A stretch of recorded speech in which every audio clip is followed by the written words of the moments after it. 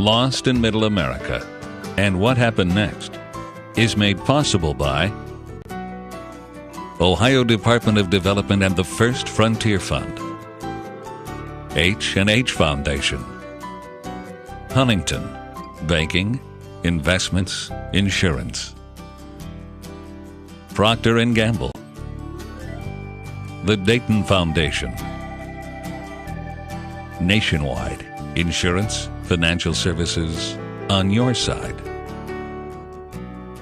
the Ingalls Foundation, St. Rita's Medical Center, Lima Memorial Hospital, Jay and Laura Krause, Rick and Linda Dicker, and Karen C. Wright.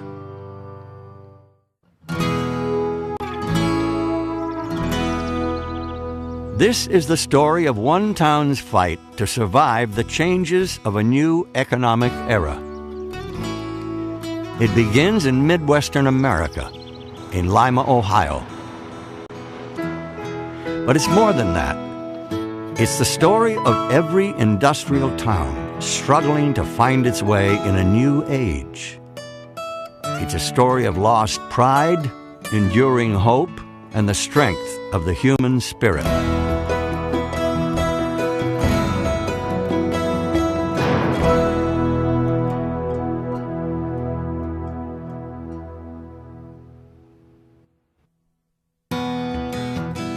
Once upon a time, people were what they made. Industry shaped lives and defined communities. John Keller knows that very well. John is 90 years old, a retired brakeman and conductor. He did his job for 33 years, the glory days in Lima, Ohio.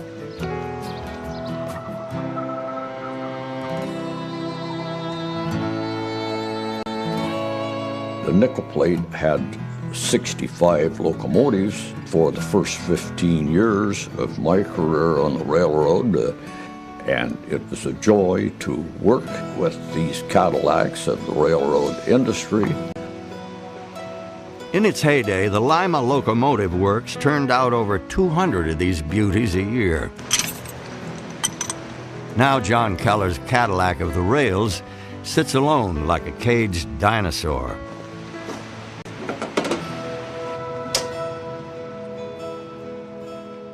Each morning, I go to Lincoln Park to be sure the railroad exhibit is in order.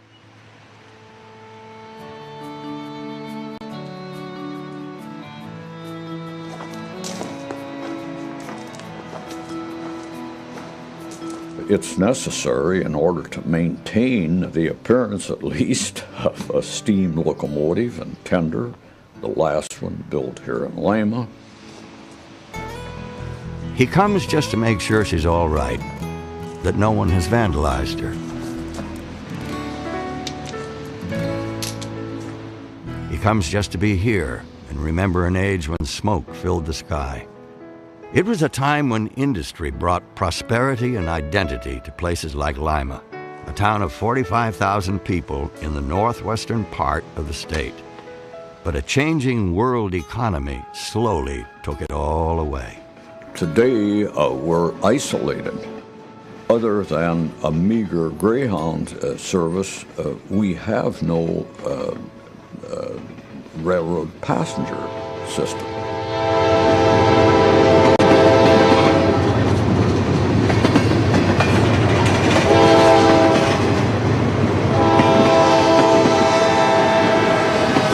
Eastern sector of the United States, which stretches pretty much from New England through Ohio and on into Chicago.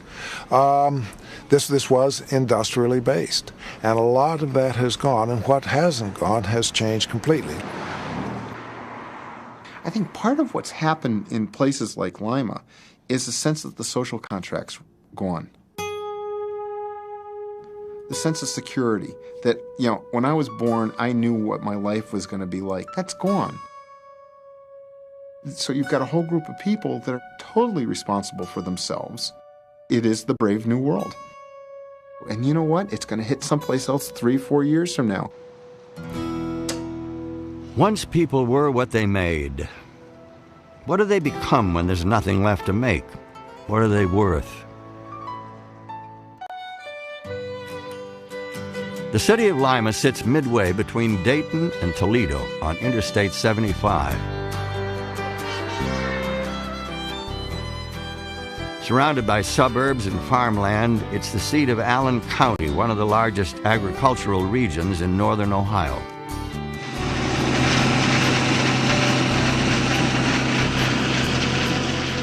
It was named for the capital of Peru, and then, typical for the Midwest, took on its own pronunciation. At a glance, Lima is the picture of small-town America.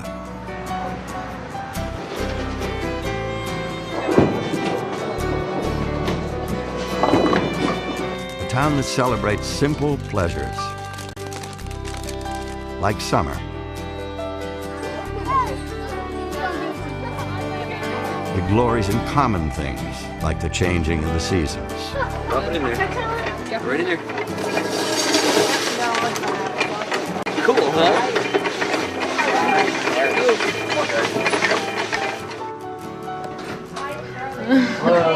It's a town where a boy still comes to his date's home before a dance to meet her parents. Hi, you look beautiful. 1, 2, 3. Oh, who are we looking at? It's a town where Friday night's biggest social event is high school football, where the mayor not only attends the games, but his daughter is a cheerleader. It's a town that cherishes its symphony and arts groups.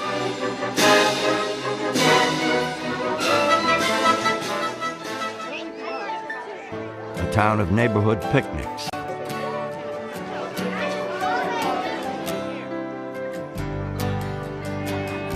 Little things still count here. We decided to take a look at Lima today to see what has happened to this part of America. What caused the deterioration? How have communities survived at all?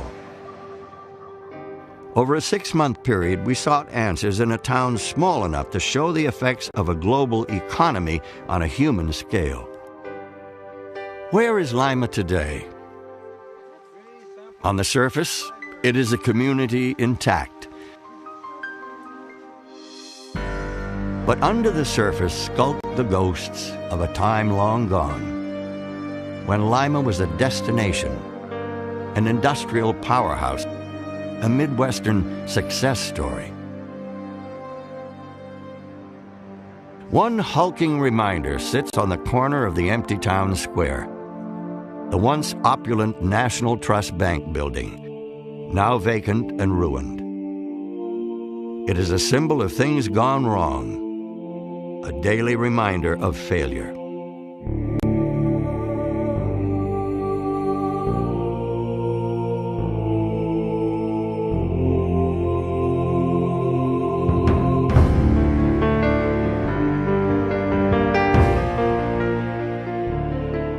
We were something at one time, you know?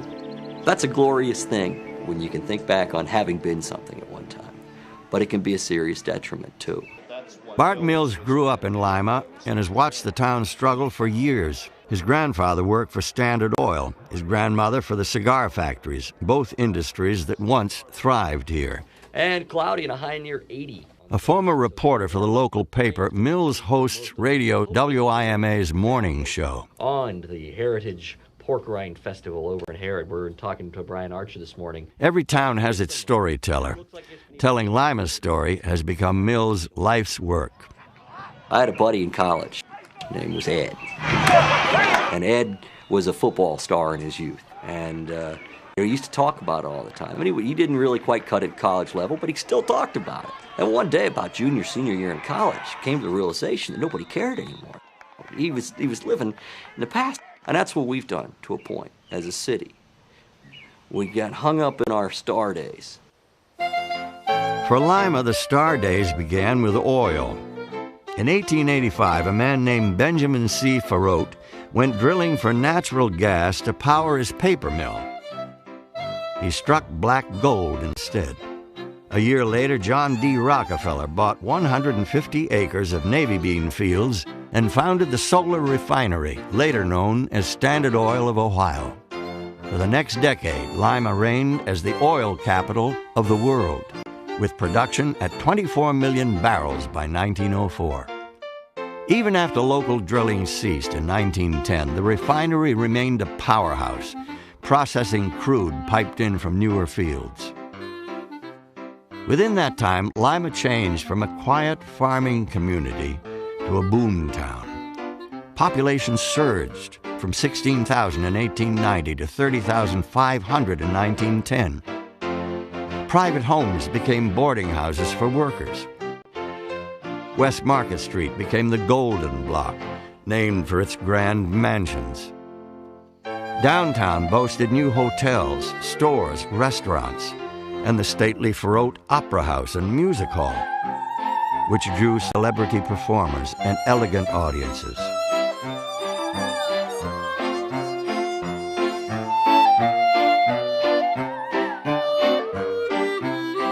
Oil fever led to the growth of Lima's second glorious industry, trains. By the early 1900s, the town had become a railroad hub. Well, for years, there were 5 Class I railroads that served this community, and then there were 2 major electric railroad systems in addition to the steam lines. And John Keller should know, he became an expert on the lore of Lima's railroads. People may smile when he conducts what locals call his morning worship in the park, but no one doubts his knowledge. He can talk about the best of times in Lima. More than 60% of the employed people in this community worked for a steam or an electric railroad or Union Tank Car Company or Lima Locomotive Works. The Loco Works was the largest producer of trains in the United States. Its Shea engines and A1 superpower steam locomotives made Lima famous worldwide. With oil and trains as its backbone, the town's economy grew. From the Graham Bernstein Motor Truck Company came Liberty Trucks, nationally renowned during World War I. From the Lima Depot came tanks. Superior Coach Company produced buses, ambulances, and hearses. Successful smaller businesses lent diversity. The Deisel-Wemmer Cigar Company rolled out 2 million stogies monthly, becoming one of the largest cigar manufacturers in the country by 1920. The town's 20 neon shops made signs and theater marquees. But Lima boomed at a cost. On mornings in wintertime, when there was a blanket of smoke enveloping this city, one didn't realize that it was a sunshiny day until the train he was working on got a few miles out of town. And prosperity brought some unsavory elements into Lima: prostitutes, gambling, gangsters. Enough vice to earn Lima the nickname Little Chicago. The town was also a hotbed of union activity and radical politics. Lima was one of more than 20 Ohio cities that elected a socialist mayor in 1911. At one time, John Keller, a lifelong activist, ran for governor on the socialist ticket. But Lima's liberal elements didn't spare it from the nation's curse: racism. Prior to about 1940, the Negro population of Lima remained at about 1,200 people. And of course, you could count on your fingers the number of Negro people who had jobs that paid anything at all. People said, well, they knew their place.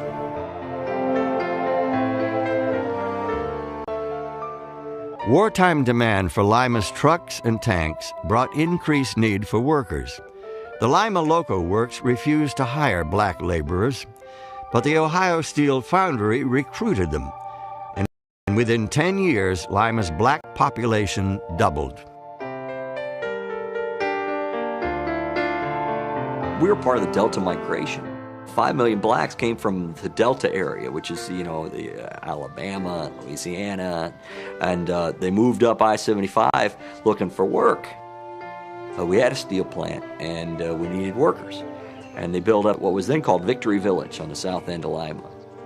My husband is from Alabama, and when he came here, they were bringing men from Alabama to work in the steel mill. And he came here back in the 40s, and he got a job at the steel foundry, and I think that he was making 87 cents an hour or something like that. But that was big money to him at that time, So what service you going to be at tomorrow, first or second service? Star Luster grew up on the South End, the daughter of a minister. She married and raised 12 children in Lima. The South End was predominantly black, so of course everybody migrated to this end of town because, you just didn't live other places then. Like much of the nation at the time, Lima imposed segregation on the black community. Certain neighborhoods were off limits. Movie houses had a balcony-only policy. And restaurants refused service, even to visiting celebrities. When Marian Anderson came to this community to sing in Memorial Hall, her meals were served in her room at the hotel.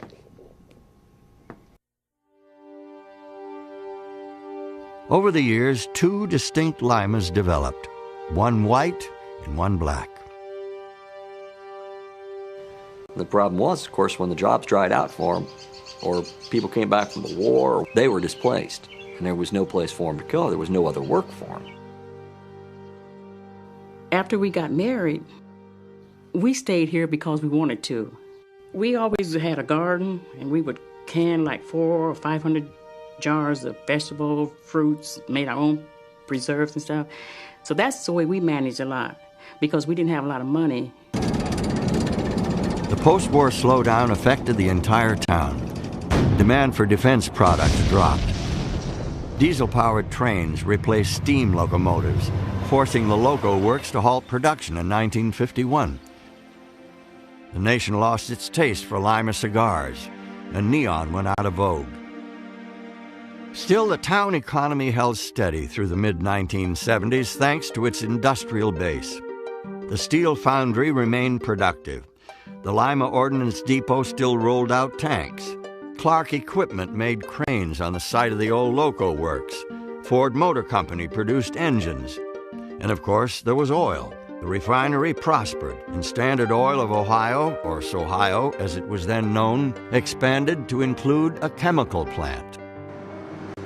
But then Lima began to experience the economic crunch already hitting other Rust Belt towns. Economist Ned Hill of Cleveland State University.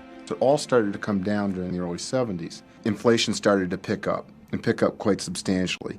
And the core products that define the U.S. economy, cars, autos, steel, rubber, glass, all thought they didn't have any competitors and they could pass these wage cost increases on to their customers. And so the end result was consumer goods, expensive ones, shot up. And that essentially raised the barrier so high in terms of cost and quality that foreign goods said it's worthwhile to vault the barrier, jump across the oceans. So those local economies that were dominated by those heavy industries essentially came down like a house of cards very quickly. And those were the forces that hit Lima, too. Superior Coach Company, once the country's largest producer of buses, closed in 1979, taking 2,000 jobs. In 1981, Clark Equipment shut down. In its heyday, it had employed 4,000. It meant by the mid-1980s, Lima had lost 6,000 industrial jobs. A town that at one time had seemed insulated against economic disaster saw its foundation crack. All the news crews, whenever they'd happen to mention us, would always call us a depressed industrial community. So I sort of grew up assuming that everybody was feeling sort of bad because we were depressed. Well. At the same time the community was losing industrial jobs, it was losing downtown. As it did across the country, the mall came to Lima and took Main Street business with it.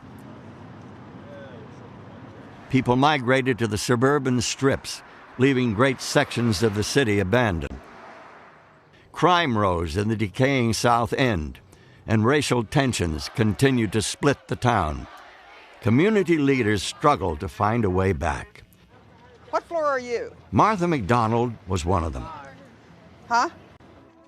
McDonald moved to Lima in 1956 when she married her husband Sandy, a banker. She raised 2 children there and became an active civic volunteer. You know, industry is successful and then it wanes. And it is successful again and then it wanes. And during those boom and bust periods, the city of Lima and its people had gone through very hard times.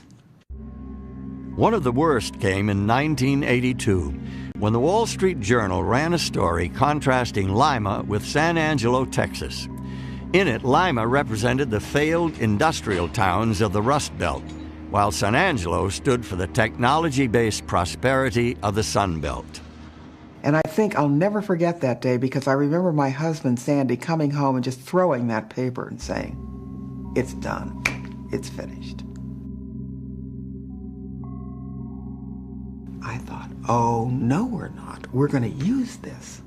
We're going to use this as a way to bring the spirits of Lima back again. So we got on the phone the very next day, and we called San Angelo, Texas. And we said, we think you need to do us a little favor. We think you need to send your native Texas son, Willie Nelson, up here to sing in a free concert for our arts festival, and maybe that would help the spirits of our town. I'm glad to be here, and I'm glad the folks are able to come out and see the show, and I'm glad it's not costing them anything.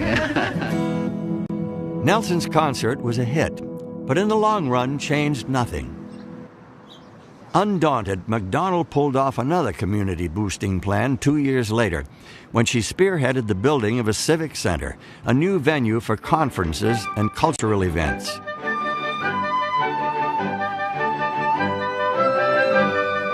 As a symbolic gesture, it worked, but it did little to fix the economic crisis. The town needed real changes, a new financial strategy. It looked to City Hall for answers. We had the sort of consummate mayor for years. He looked like a mayor. He had this wonderful head of white hair and this gleam in his eyes, and he just really had the look of a mayor. Speaking for city government, I pledge to you that For decades, Harry Moyer was thought of as Lima's mayor for life. No one had seriously challenged his tenure. But tough times brought new contenders, among them a man named David Berger. I threw my hat in the ring in 1989, and there were 6 or 5 other candidates, 6 of us total. I was the only one that had not previously been in city government in some fashion. Discussing sewer. An unlikely candidate, Berger had come to Lima in the 1970s to work in public housing. A former seminary student, he was quiet and serious, where Moyer seemed bigger than life. David, David, David.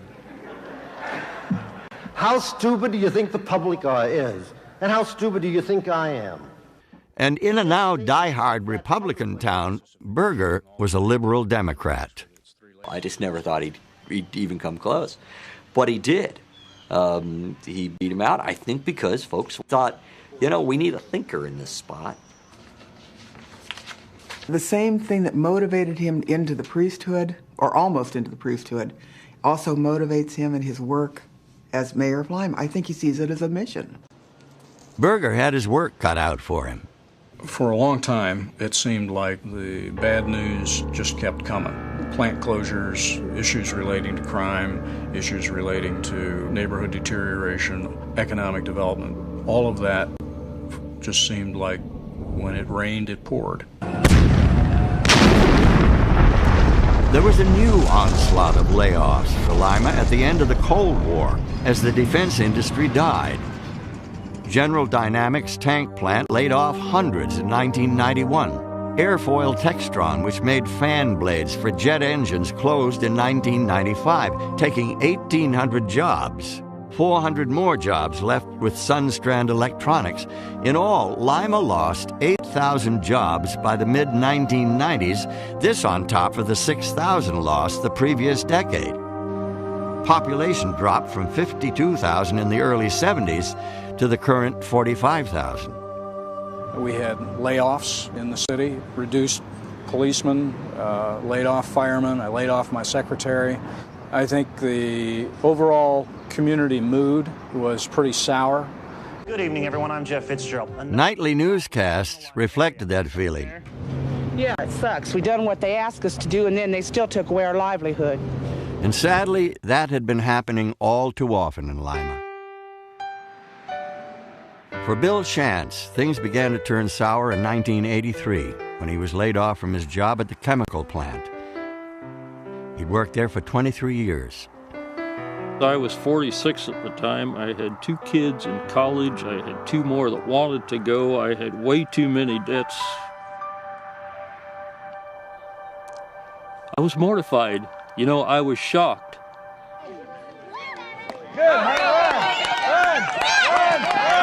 Until that time, Shantz had lived the American dream in Lima.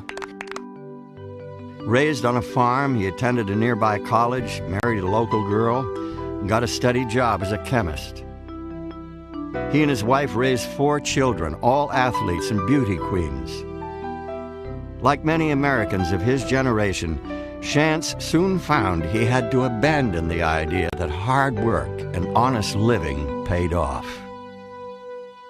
The idea of middle class is to raise a family, to own your own home, to sink roots into a community. Richard Longworth, senior writer for the Chicago Tribune and author of the book Global Squeeze. It does imply long-term planning. It implies confidence. And that's what you're losing in a town like Lima, where these good jobs disappear. Soon after his layoff, the chemical company hired Shantz back. It was a lesser position at a lower salary, but he was safe for the time being. Until 1993, when he was again re-engineered, this time for good. Re-engineered is just another way of saying a number of people are going to lose their jobs. We were told, some of us in the afternoon, to fold up our books and not come back the next day. In the 10 years between the first layoff and the second, Shantz had learned what people in other industrial towns had also discovered. The American dream comes with no guarantees. Now Shantz sells refrigerators at an appliance store at 1/3 of his old salary. Now the meat drawer has got a really nice feature. Down there at the bottom, if you notice, there's a little handle. There are an awful lot of smart, skilled people out there working far below their ability, far below their potential income. Here's something that's kind of interesting, and I can almost guarantee you don't have this in your unit at home. Now you are in competition with people virtually anywhere in the world, people who may be making $1 a day when you yourself are making $20 an hour, in competition with people who are working in a place where there are virtually no labor laws, no labor unions, environmental laws don't exist. It simply puts them into a new form of competition that Americans with higher standards and higher wages are not very well equipped to meet. And that's what folks have to deal with in Lima. Exactly. Unemployment figures are low, just 4.5%. But that's because workers like Bill Shantz took jobs where they work longer hours for less pay in non-union jobs. It is almost virtually impossible to break that shelf.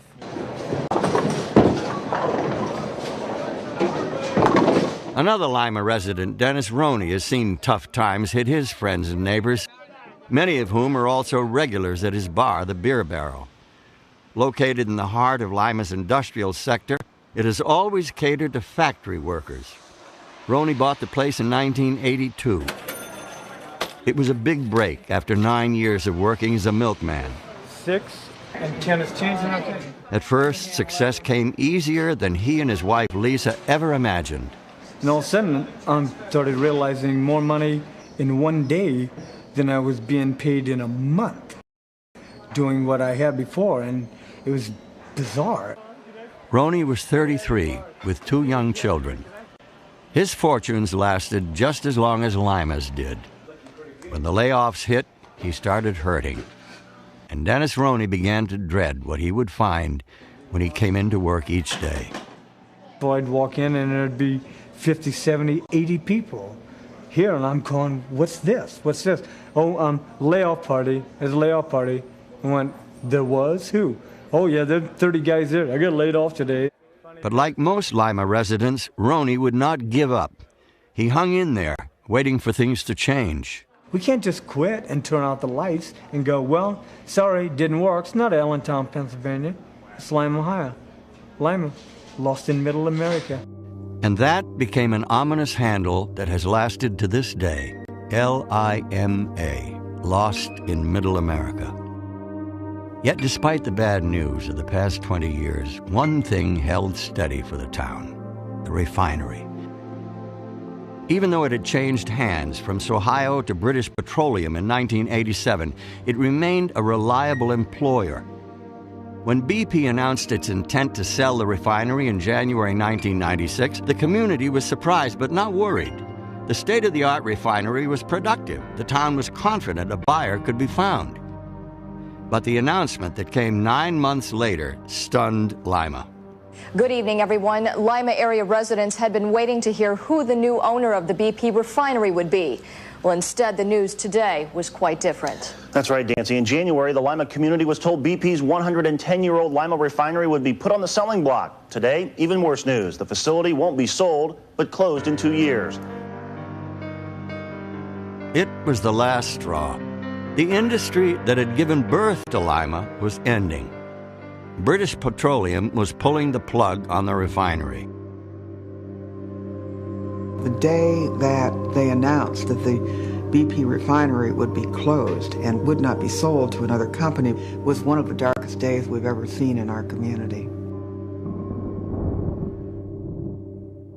It was just outrage and disbelief and all kinds of things that people felt on that particular day. It especially hurt because the Lima plant had been profitable, just not as profitable as other refineries in BP's worldwide operation. With oil prices falling, the company decided to hang on to only the most efficient of its plants. Thinking about Lima today, that was Buffalo in 1970. Right? Buffalo in 1970 said, the American auto industry is going to need radiators from here until the cows come home. Nothing's going to happen to GM's radiator plant. People in Cleveland said, there's nothing's going to happen to LTV Steel. It's the largest integrated steel mill in the United States. And nothing's going to happen to American Steel and Wire. Why? Because nothing's happened in the past 30 years. It'll always come back. Well, it takes an object lesson that it won't come back for communities to learn. The people of Lima learned that if the refinery did shut down, it would take with it 450 jobs, $13 million in salaries, $26 million in utilities fees.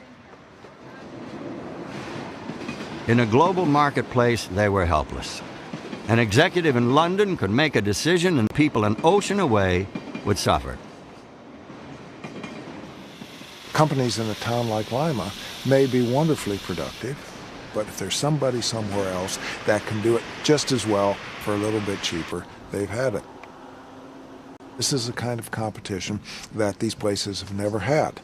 They may be owned, as indeed some of the industries in Lima are, by foreign companies that have no particular allegiance to Lima. And these companies in return are publicly owned by investors who couldn't find Lima, Ohio on a map. They simply do not care. It is a colder, more insecure world. Do they have the right to do what they're doing? They certainly do. At the same time, I think that the community does have a responsibility to articulate its own interests. That meant Lima was not going to surrender.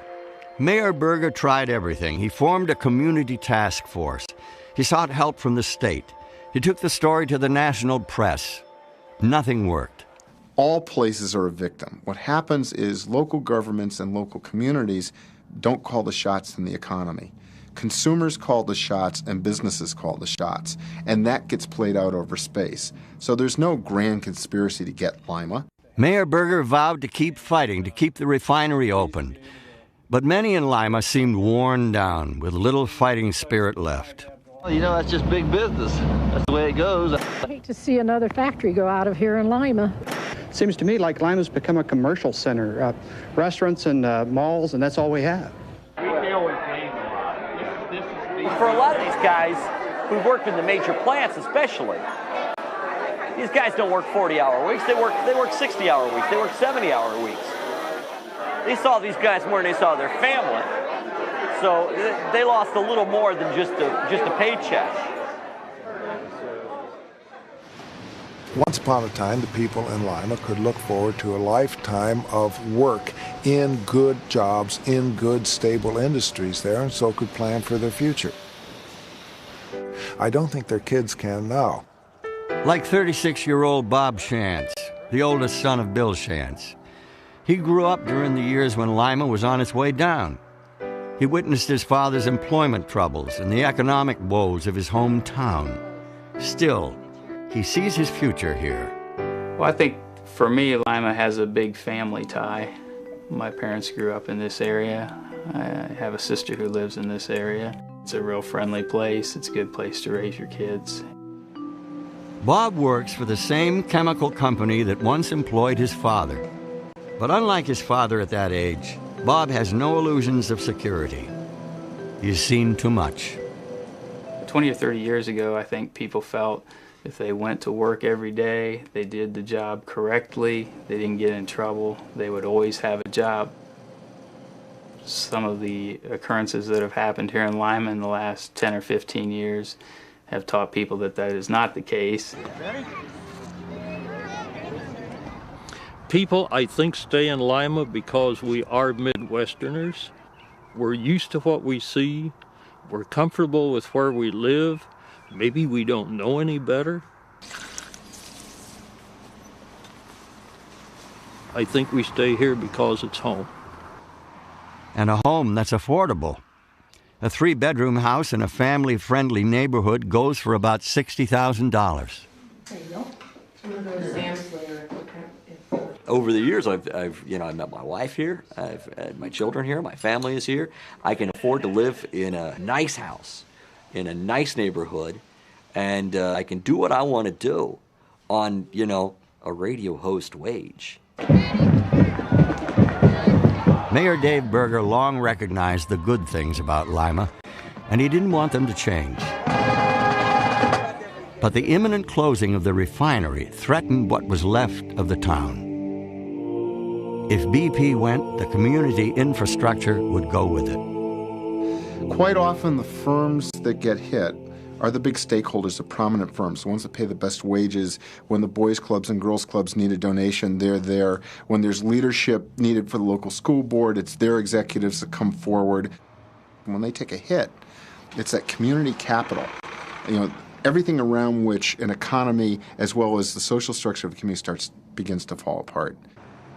Meanwhile, people are saying, who now is behind the downtown? Who cares about Main Street? So it really comes down to is, what's your identity, and where's your leadership from, and who's got the muscle to catalyze resources? That responsibility fell squarely on the shoulders of Mayor Berger. He had wanted the job, and now it was up to him to get Lima back on its feet. But how? Break ground on the hotel. By sticking with the strategy he had been implementing since he took office in 1990. So beginning to focus people, motivate the community to believe in itself, and then to begin to take active steps to correct some of those issues. That has been a long process.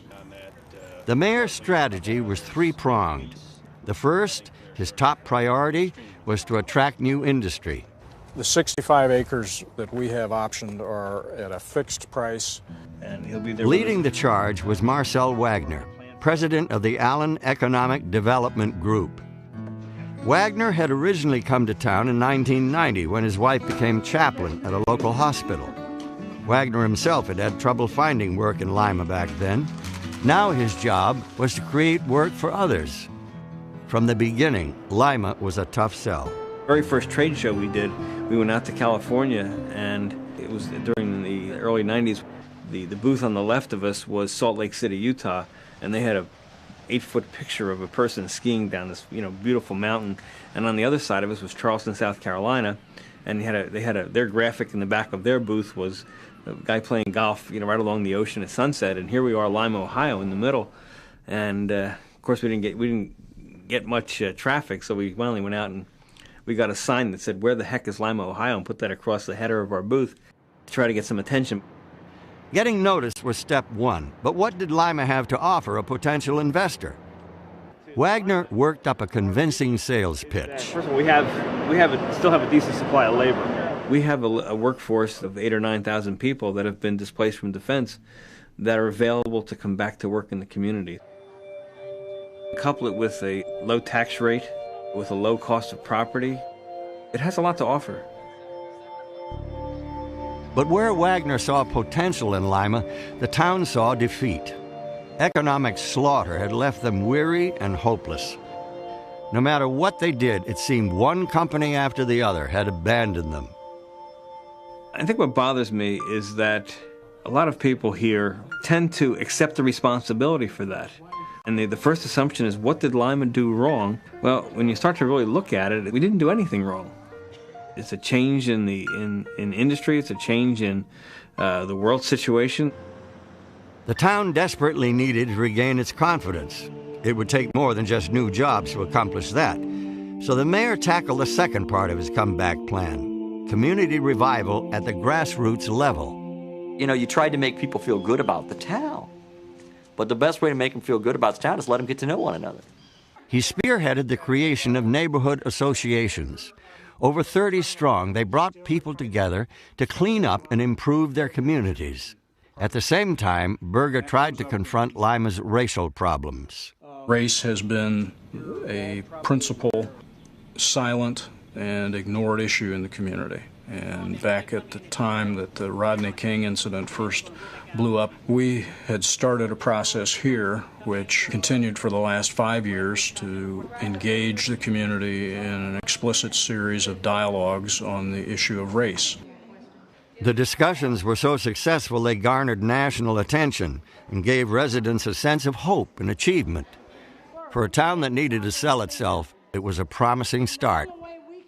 We certainly haven't solved the issues of race in our community, but we have engaged explicitly in some activities that I think matter. Within this environment, new leadership took root in the South End in the form of a man named Lamont Monford. Did this, and we want to blame everybody for our problems but ourselves. And I stopped by to tell you, brothers, it's time for us to start looking at ourselves and say it's not her fault, it's not their fault, it's my fault, and it's time for me to take care of my problem. Monford, a South End native, is pastor of Philippian Missionary Baptist Church, the largest black church in Lima.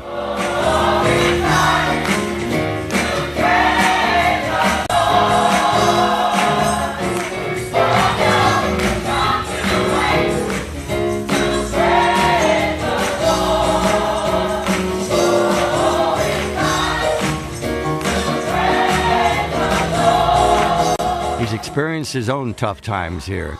His mother was murdered when he was 13. His father was laid off from the steel foundry in the 1980s. But to Monford, Lima is home. And like the mayor, he's determined to make it a better place. I would like to stay in Lima because it's where my heart is.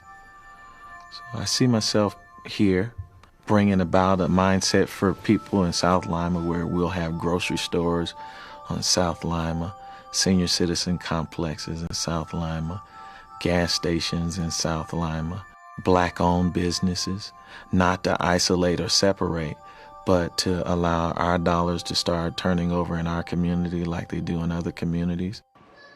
Already, Monford has made a difference. The after-school and summer center he founded has provided direction for children who might otherwise feel hopeless. Oh, you got 100%. What's 5 minus 0? A charter school is in the works. Small changes, but Monford thinks they will ultimately strengthen Lima's economic prospects.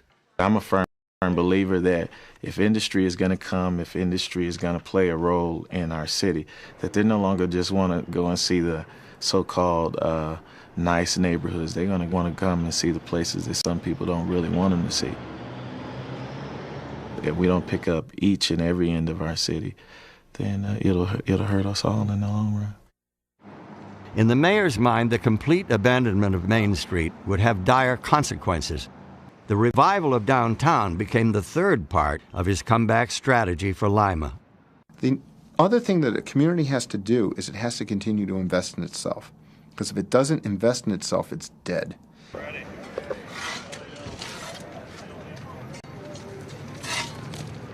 In June 1998, Lima broke ground for a new hotel and parking garage, the first major investment in downtown in decades. Well, the primary constraint to the downtown has been that people have not had convenient parking. The mayor and other leaders had spent years lobbying the state and investors for support. Detractors scratched their heads. A classic case of build it and they will come, they said. But the leaders broke ground anyway. If you lose downtown in a place like Lima, you're losing the community heart and symbol of a community. So that it isn't an either-or proposition. Gee, are we going to build downtown, or are we going to go out and foster new plants? They have to take place simultaneously. Before long, up went a new YMCA in downtown Lima. Soon there was even talk of an upscale restaurant coming to the center of town. It seems like not a big deal to somebody maybe in a larger city to hear that, oh, there's an Italian joint going in downtown. I tell you what, that gets us excited. Not only because we need a good marinara sauce, but because it's a business in downtown Lima that might stay open past 5. By mid-1998, the community seemed to be regaining some faith in itself. Much credit went to Mayor Berger. What no one knew was that the mayor had something even more dramatic in the works. Behind the scenes, he was hatching a bold plan for economic revival. It would be months before that plan would be revealed. Well, Dayton is our southern suburb and Toledo's our northern suburb. In the meantime, by June 1998, Marcel Wagner of the Allen Economic Development Group began to see signs of hope on the industrial front.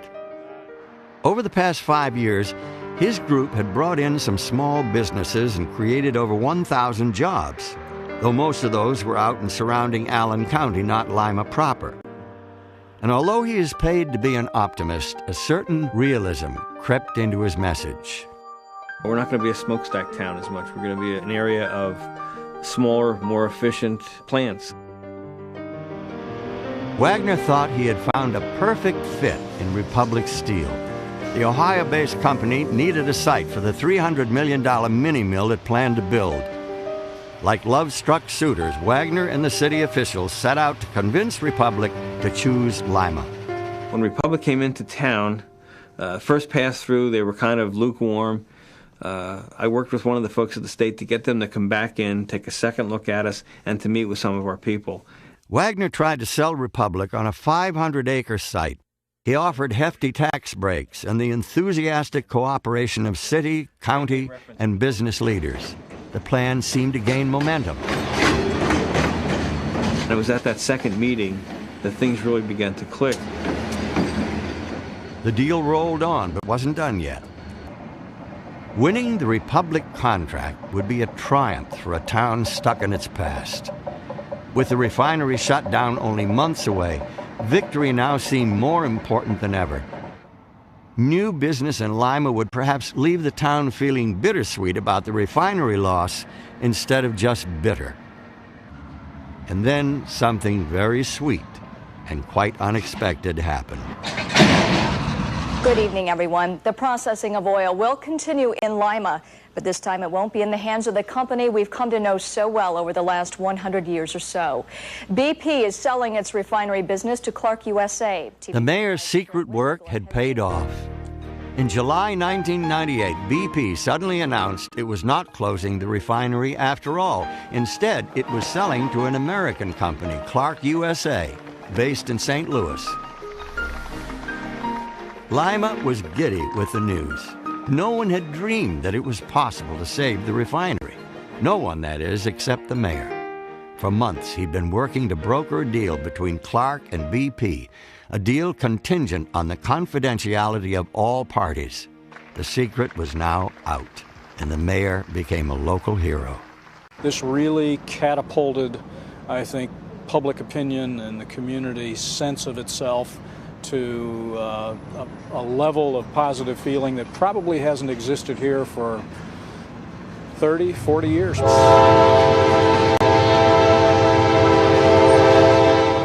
The newfound optimism softened the blow when the Republic Steel project suddenly fell through.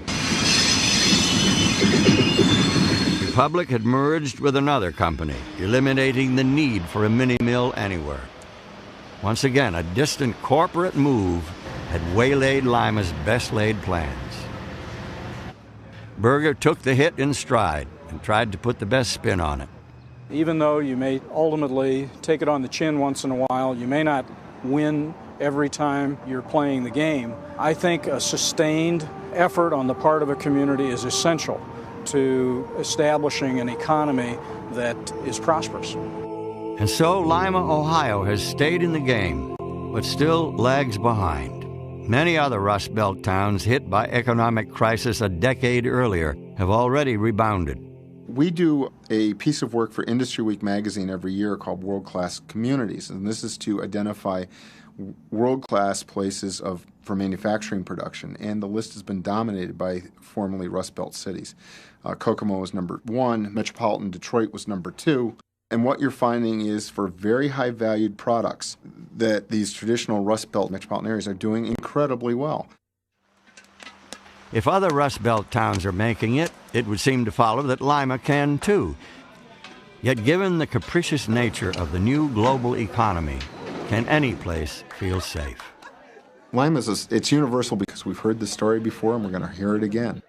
It makes no difference as to whether you are in Cleveland, Lima, Kalamazoo in the United States, or you are in the Tokyo to Nagoya belt in Japan. And same thing's going on, right? We just got finished hearing about the Asian miracle, Asian values. Japan is a superior economic machine to the United States. And what happened? It's the same story. The economic development cycle is minimum 10 years to rebuild. The first 3 to 5 years is denial, and the next 5 years is action. When you realize that there's no one there but yourself.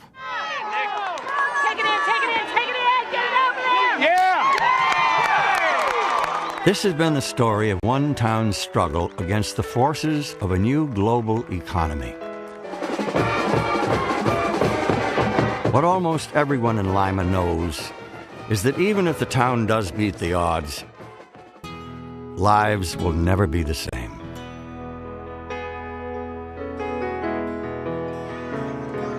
Nevertheless, Lima's children are learning about the craftsmanship that made their forebears proud. Good, you figured it out and you did it all on your own. That's the best part. But they're also being taught about a future that looks very different, where landing a good job means being able to cross technological and international boundaries, where work means longer hours for less pay and little security. The old industries will never return, and downtown will never be the hub it once was. These children are entering a new age, as are we all. What will hold Lima together? Perhaps the same values that brought it this far. There is reverence for the past, but an increasing willingness to let go of it. And here there is still reliance on the important things, like neighbors, family, and hard work. The woman said to the serpent, "We may eat fruit." Many admire the strength of this town, buffeted hard by the winds of change. There is much of value here in Middle America.